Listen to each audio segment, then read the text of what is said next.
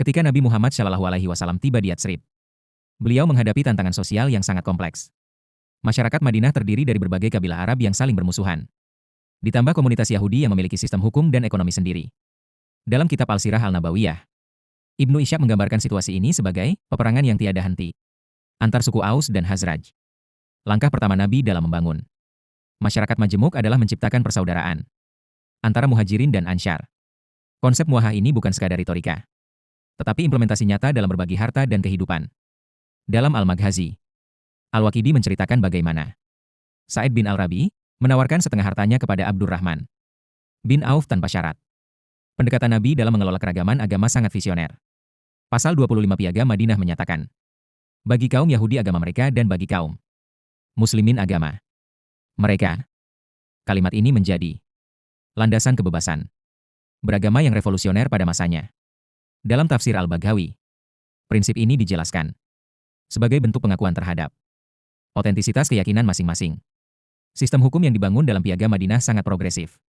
Pasal 15 menetapkan, siapa saja yang mengikuti kita dari kalangan Yahudi, maka mereka berhak mendapatkan pertolongan dan persamaan. Kalimat persamaan dalam konteks ini berarti kesetaraan di depan hukum tanpa diskriminasi. Abu Ubaid menjelaskan implikasi hukum dari pasal ini dalam sistem perpajakan. Mekanisme resolusi konflik dalam Piagam Madinah sangat sofistikated. Pasal 37 menetapkan bahwa setiap perselisihan harus diserahkan kepada Allah dan Muhammad. Ini menunjukkan adanya supremasi hukum yang melampaui loyalitas kesukuan. Dalam praktiknya, Rasulullah membentuk lembaga peradilan yang independen dengan hakim dari berbagai latar belakang. Aspek ekonomi dalam pengelolaan masyarakat majemuk juga mendapat perhatian khusus.